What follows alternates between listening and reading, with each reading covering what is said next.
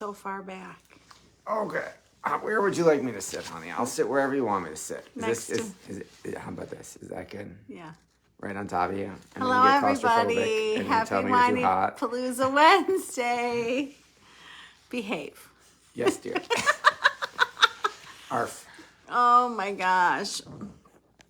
How is everybody doing? My brave, wonderful husband just drove our daughter to and from dance in lots of ice and snow. Yes. We are in Buffalo, New York, and we are in the heart of the winter. And we are I'm hoping that winter is almost over. Okay, that's optimistic. My friend said 1 more month. Let's see. Is your friend a weather person? I feel like it has snowed in April, but I'm getting off topic. You are. Okay, so I did want to tell everybody the inspiration behind this topic this week. So first of all, it's Valentine's Day week, and I'm wearing my... Oh, look at your heart earrings. Yep, I've been wearing them every day. They're from Jamie. Oh, I was going to say, I don't remember buying you those, and I apologize for not noticing. I've been wearing them every day this week because it's Valentine's week. Yes, I did not notice. So it was the perfect present. Thank you, Jamie. Yep. And I love them so much, and I will continue wearing them every day this week. Yep. And I love Valentine's Day, and I want to give you a spin on it. And this is just not about romantic love. You don't have to have a romantic love. I feel like Valentine's Day is the perfect excuse to tell people that you love them and to show them that you love them. So I love Valentine's Day. And Valentine's Day is even more special to me because 21 years ago, Seth asked me out on our first date, and he asked me to go on Valentine's Day, which I love that you did that. That was bold. Thank you. And I had friends in town who had invited me out that night. So I didn't want to cancel on them and be like, sorry, I have a hot date. I can't go. You should have. Then we could have had a Valentine's Day story. I'm sorry. Are you upset about that? No, it was 21 years ago. Oh, Good. man. It worked out. I guess I probably should have canceled on them. So anyways, I went out with them and I had a nice dinner and I told them Well, about... if we had gone out on Valentine's Day, it probably would have just been that, like, we wouldn't have had a 12-hour date because we would have just done dinner. Yeah, So it was meant to be. It worked out. Right. So he picked me up at noon on February 15th and we never looked back. That's right. We've been together ever since. Yes. And I went to work the next day on Monday and I told them that I found my husband. And I was right. I was right. You were. So that is the inspiration behind talking about marriage this week, between it being our anniversary and it being Valentine's Day. So what better topic for this week? So I wanted to look up John Gottman's research on marriage. Dr. John Gottman. Dr. John Gottman is the marital guru. He does marital research. And he's like, when you talk about marriage in my industry, like social workers, therapists, psychologists, He's the guru. we all talk about John Gottman. John Gottman is the man. And if you want to learn about marriage, look him up. He talks about the 4 horsemen of marriage. The 4 horsemen of the apocalypse. Yes. And I'm sorry, I'm getting lots of text messages from the PTA. Where was I? Okay, so I have talked about the 4 horsemen of the apocalypse of marriage. So I didn't want to do that again, but go look it up. It's super important. So I wanted to talk about the 7 principles of making marriage work that John Gottman has done research on. Yes, and has a new New York Times bestselling book out of the same name. So if we do these 7 things, it helps to make our marriage work. Yes. So I wanted to talk about them with you, and I wanted to talk about how Seth and I are doing with each of them. Yes. So I'm going to tell you something funny before I jump into this. I researched John Gottman this week. I learned more about him and his research. I read a lot, I studied a lot, and I wrote a lot. And last night, Seth and I went to Rochester for a marital training for his business group. Yep. And you could bring your spouse to this training. So we're driving there. It's like over an hour away. So I'm finishing my blog in the car, writing away as Seth is driving. And we go in and we sit down, and on the screen is... Yeah, I don't know what's going on with that light. somebody's here visiting us, is what I think. So on the screen at the training, it says 7 principles of making marriage work. And I looked at Seth and I was like, oh my God, I just did this all day. And we went to a workshop led by a Dr. John Gottman, certified practitioner, on the 7 principles for making marriage work. So I was like, okay. And I did my advice that I give to other people. So when I was a supervisor, I used to have therapists complain to me that I was making them go to yet another cognitive behavioral training. And they were like, we've done enough of these trainings. We don't want to go to anymore. And I was like, I promise you, keep an open mind. You will learn something. So I was like, okay, you're going to sit back. You're going to relax. You're going to keep an open mind and you're going to learn something. So it didn't matter that I had done that all day. I continued to learn last night, and I knew my husband would enjoy it. Very much. Thank you for going. So, out on a school night. So, okay, let's start with principle number 1 of sharing love maps. And I learned something about it last night. Me too. You go first. So I studied it. So I was learning about learning what makes your partner tick, learning what lights them up, learning what makes them happy. Like, we need to know that and we need to help with that. And I feel like I know Seth's love map. What I learned last night is that it is always changing and that I have to keep up with Seth and how it's changing. I felt the same way about you. I didn't at first I was resisting, I don't want the love map to change. I learned it when we were dating. I would like you to always stay the same. And then over the years, you're like, people change, people grow, people evolve. I don't like that piece of jewelry anymore. My tastes change, keep up. So because I've matured. Or whatever. So yes, it was good to hear from the professionals that your love map, it naturally changes and you got to keep checking in and finding out. So I am going to use that example to teach all of us. Yes. I love jewelry. I will always probably ask for jewelry for everything. And when we met, my taste was younger. And now that I'm older, I don't want the stuff that my kids would wear. I want the stuff that a 48-year-old woman would wear. So Seth really doesn't know how to catch up to that. So I'm teaching him. I've got better since you told me. Oh, yeah. Once you told me that I wasn't supposed to buy the dainty cute whatever thing from Zales or whatever. No dainty cute stuff. That you wanted the big honkin' diamond. No. Once I learned that, I switched buying you stuff. I figured I bought you stuff that you now like. It's not about it being big. It's about it being a more mature piece of jewelry. Okay. So, anyways. Whatever that means. Let's not get stuck on jewelry. Yes, please. So, learn what makes your partner happy. Learn what makes them tick. Learn what lights them up. And help make that happen. So, let's think of an example for you. I'm probably going to use this a couple of times because I'm being super supportive about it on purpose. Okay. You love Krav Maga. Yes. So I know that you're growing and evolving and going to a new boot camp. And I know that you're going to get your 3rd degree black belt and that you're training for it and that your schedule has changed and your training has changed and I'm keeping up. Yes, I greatly appreciate you letting me add in. I now go to every class half an hour early to practice extra, and I have classes on Friday nights, and I greatly appreciate you accommodating the extra time in my schedule.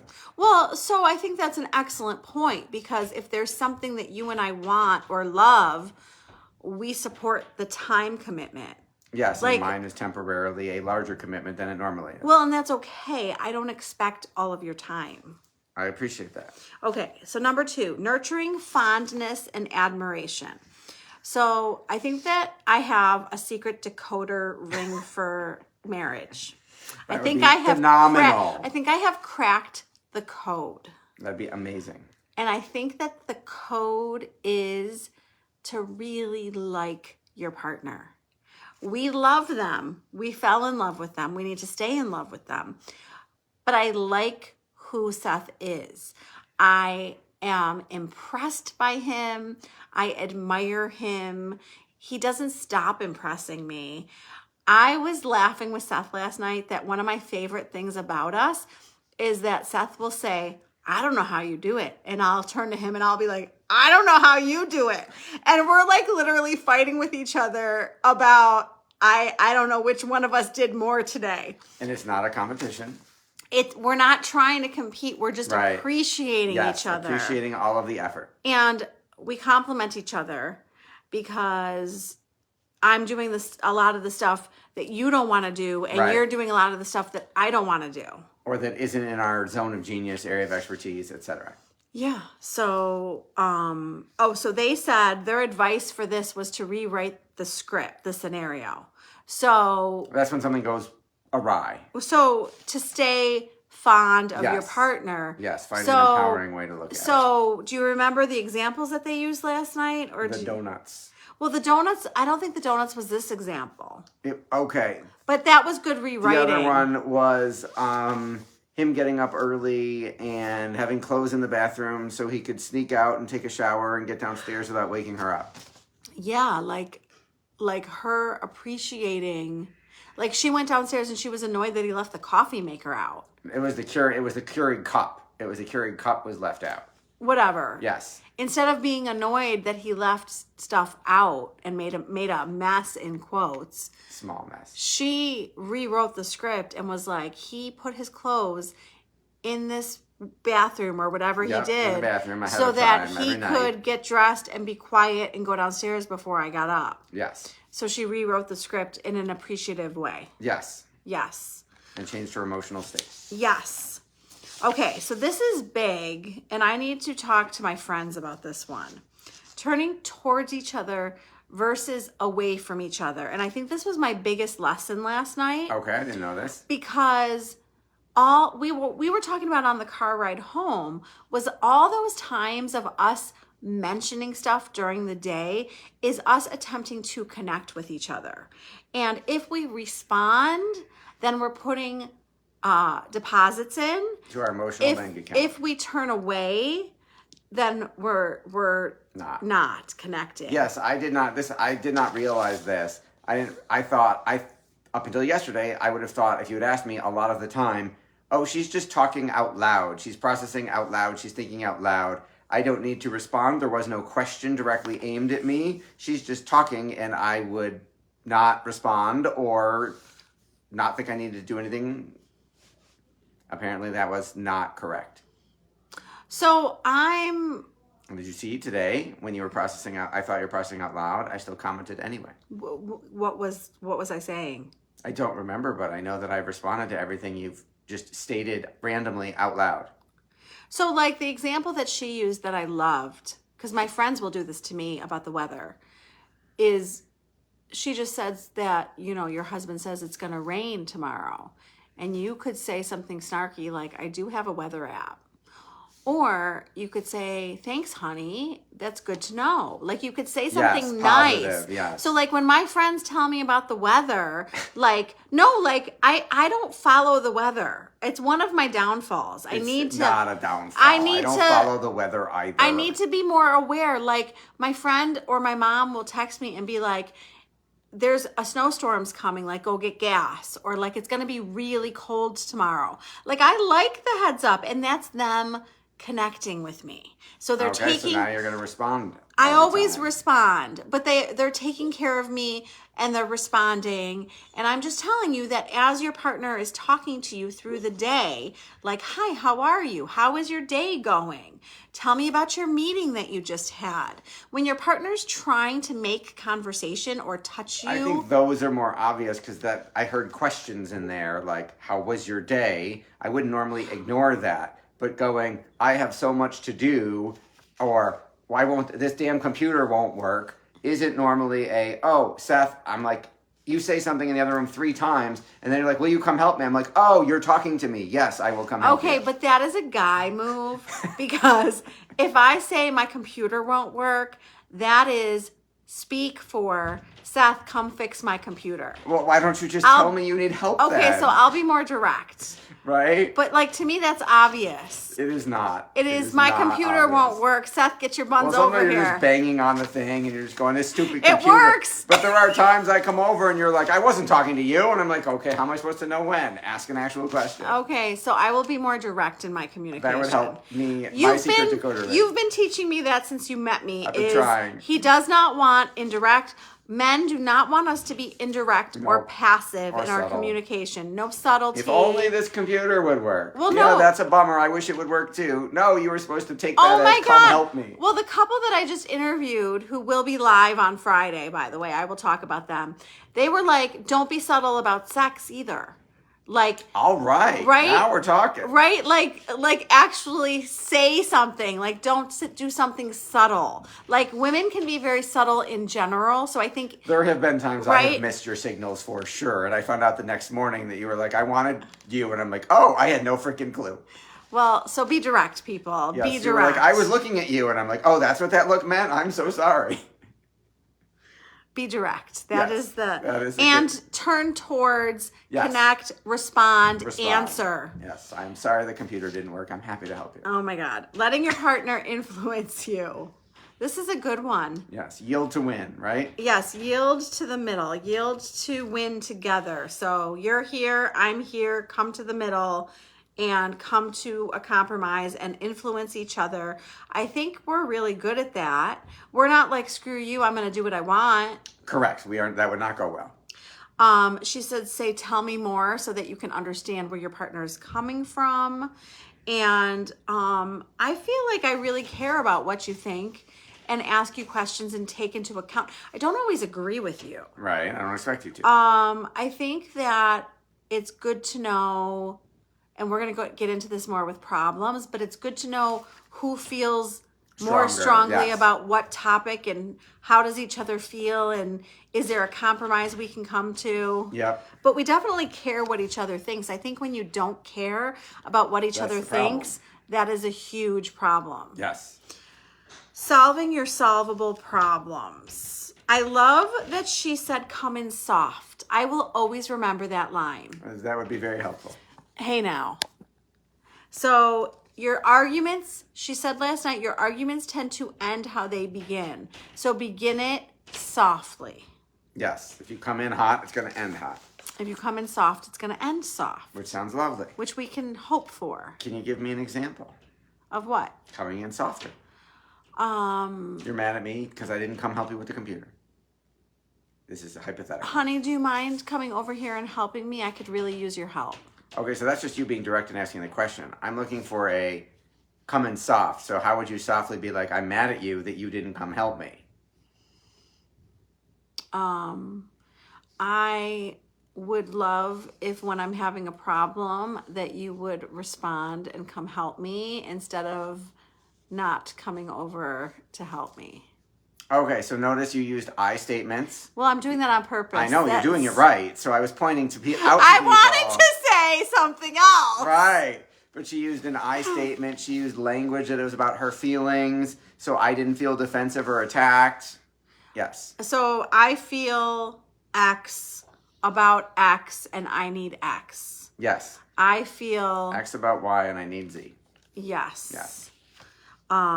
So I think that what I find is that when we practice solving problems, it helps us with bigger problems. Yeah. And there's problems in marriage that are going to be easily solvable. And there's problems in marriage that you've been having for 21 years that you're still working on. We have 21-year-old problems. Yes. We do? Oh my God, yes. Okay, we're going to have to talk about that.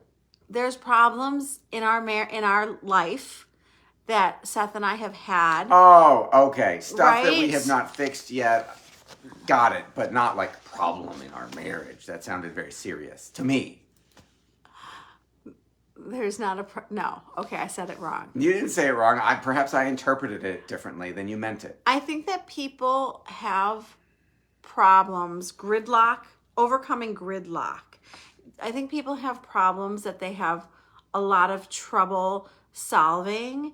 And what I read is that what's more important than solving the problem is appreciating the effort that each other is making trying to solve the problem. Yes, I'm willing to make whatever effort you will let me on one or two of those problems, and it just depends how you're feeling that day, how much effort you are allowing me to put in. So it says to go after the underlying dream. So she used the car as an example.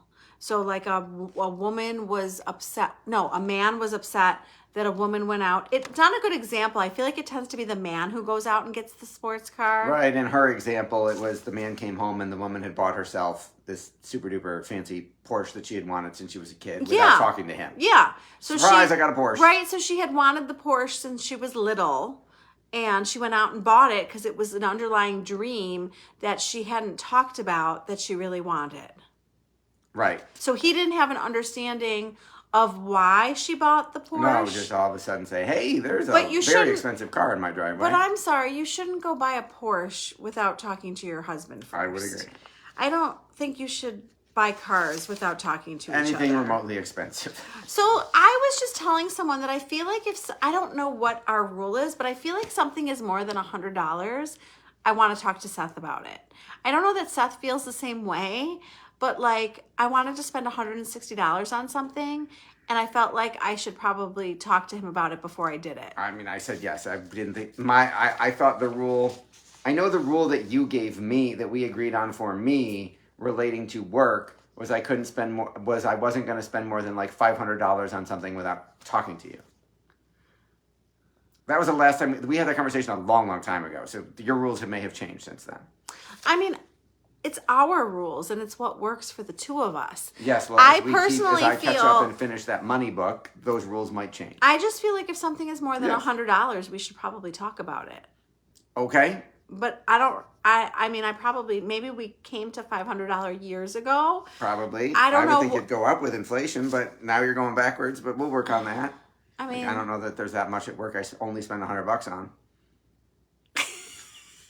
So according to this money book that I just read, like I can't even tell you how clueless I am about what bills Seth pays at work. And that makes me so sad that I am so out of the picture. And I did it to myself. Thank you. I'm not blaming Seth, I'm blaming myself. So what is the book called? Money for Couples? Money for Couples. So I just finished the book Money for Couples. I'm Seth is still reading it. So it is inspiring me to know more about our finances. Like that's the goal, is both people are supposed to be involved in the finances. Yes. So I need to learn more about the house, but I also need to learn more about work. Yes, we're starting with the house because it's way simpler, and you don't want originally shut down about when that got more complicated. So let's do baby steps and do the house first, and then when you're ready, we could baby step the businesses. Sounds like a plan. Yes. Okay, so the last principle is creating shared meaning together. And she said rituals, roles, goals, symbols. Yep, I like this one a lot. Okay, so why do you like this one? I think you used a different word for it when we first started dating, and you first started sharing with me some of your expertise, and I think you called it recreational companionship. Oh. Doing something together that we both enjoy, and then we bond over it. Like I love now that you've gotten me reading a bunch of the same books. Like we read Throne of Glass, we read the Fourth Wing series, I'm working on Onyx Storm now, we're reading the money book. Like I love that we're sharing that together and then talking about it and learning and growing from the money book and commenting over the novels and stuff. I think that Seth and I have found that we both love reading. Yes. And it's a really good place for us to come together. Right, because you're not going to come spar with me. Oh, God, no. I'm not coming to Krav. And I'm not going to come hang out with the Golden Girls and have a meal for 4 hours and listen as well as you will. I exaggerate. But like I'm trying to think of other stuff. I don't even think I wrote about this correctly now that I think about it. I don't even think I wrote this. I was talking about supporting each other's goals, but It's Oh, more. you could be right. I could be No, wrong. I'm wrong. You're right. It's supposed to be goals together. Right, which we wrote a list of. They had us do 3, 5-year, 10-year, lifetime couple goals, and I was thrilled but not surprised to see that a lot of ours worked the same. Like we wrote them down separately, and then we talked about them, and we had a lot of the same things on our list. Okay, so do you remember a couple? We had some travel stuff, we had some kids stuff, we had some charity stuff. Yeah. So just finding meaning together. Yeah. Yes. Yes. And those are his 7 principles of making a marriage work. And we did highlights from a few of them at the workshop.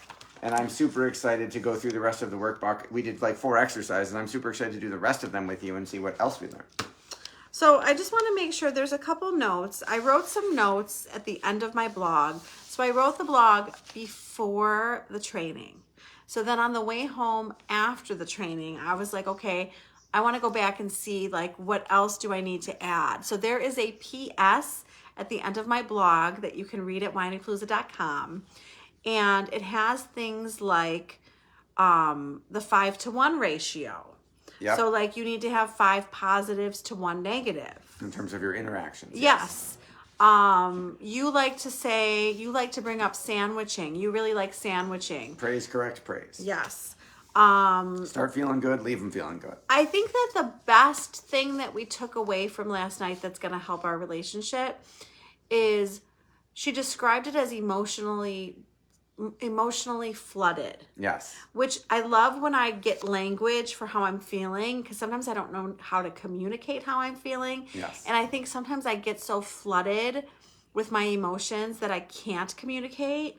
And she said that Gottman says that you need a 20-minute break at that point. That is apparently the optimal length of an adult timeout. So that's good to reset know. your nervous system. I think that was really good for Seth. Yes. Because I normally, when she wants a timeout, when she can't communicate, I sillily have been 21 years, I made up a word, have been pushing you going, no, you can't shut down. You have to keep talking. We have to figure it out. But you're not in a state to figure it out. So I need to know that it's okay for you to get a 20-minute break and that you'll come back and we'll finish the conversation when we're calmer. And I now need to give you that space, and I am excited to be able to now feel safe doing that for you. Because to me, whenever you shut down, it meant now it's worse than when she was yelling, and I really, really can't let her go away and think by herself. This is bad when women do that. Apparently, you need to do that, and I need to let you do that so that you can come back and we can have a more rational conversation. Right? In the movie, when the woman needs space, it's never a good thing, right? She doesn't come back and go, oh my God, I love you so much, right? Apparently in real life, that's going to happen. Well, because what I've learned in my 400 interviews, I don't know how many interviews I've done. I'm making that up. It's a lot. I've talked to a lot of experts, and, I had training about the brain, but the reinforcement is always so good because how often do I talk about the parts of my brain? And when I'm feeling emotionally flooded, my rational brain doesn't work. So Seth needs to know that I'm in a place where I'm not even thinking clearly. Right. And I'm in my reactive fight or flight mode, and I tend to want to flight. Yes. Now, I don't leave the house. I don't run away. I just emotionally shut down and check out. I just walk away. You need to go away right now. So like my sign is Cancer, and I described to Seth that I'm sign. You're going into your shell. I'm going into my crab shell. And I will come out, give me my 20 minutes, hopefully less. I would like 20 minutes or less instead of like a day or two. It doesn't take a day or two. You're exaggerating. There are times that you don't talk to me till like the next night. That is so not true. That is so true. You don't talk about anything other than who's getting the kids where. You don't talk about the thing that you're upset about because you're still figuring out your feelings. Okay, he's exaggerating because of his feelings. I'm exaggerating because of my feelings? Yes, you're exaggerating because it hurts you so deeply. Oh, okay. Well, that's good to know. It's a good thing I have you here to translate myself. Oh my gosh. So, Friday. We have good language. It's called Emotionally Flooded. Yes. You need to take a 20-minute adult timeout. You need to come back together and find the common ground, the common goal, the compromise. Yes. And yeah, that's all of my notes. So Awesome. we covered it. Awesome. So those are the 7 principles of making a marriage work. And I thought it was the perfect topic for this week. Yes. And I really wanted a expert couple for my podcast this week, because my podcast this week is on Valentine's Day. So I wanted to talk about marriage with them. So you're going to hear from Tony and Elisa DiLorenzo. And they are one extraordinary couple, is what they call themselves. And It's the name of the business. Yeah. yes, it's the name of their business. And I loved talking to them, and you're going to love them. So that is this Friday. I did a February Valentine's Day challenge in the Whiny Palooza Mom group. Come find us on Facebook. It's a supportive community. And I'm going to tell you all that Katie Ladota is our winner this month. Yay, Katie. So I will go post that for her. And we had a ton of comments, and so the comments are a Entry. I was looking for the word. Thank you for finishing my sentence. So every time someone comments on a question for the 5 days each month, they get an entry, and Katie won. So I will get Katie her Valentine's Day prize, and we will do another one in March, starting on March 1st.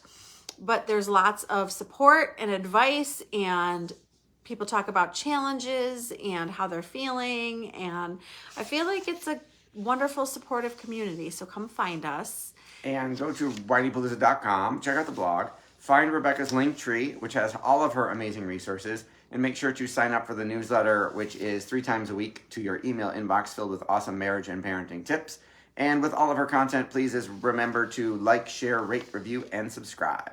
So I was listening to in a podcaster, I believe, and she was telling people that she really needs them to rate her podcast and leave reviews. 5 stars, please. Because then what happens is the algorithm Yep. sends it out to more people. Yes. So that's how you get seen by more people. More traction. Yes. So we appreciate it.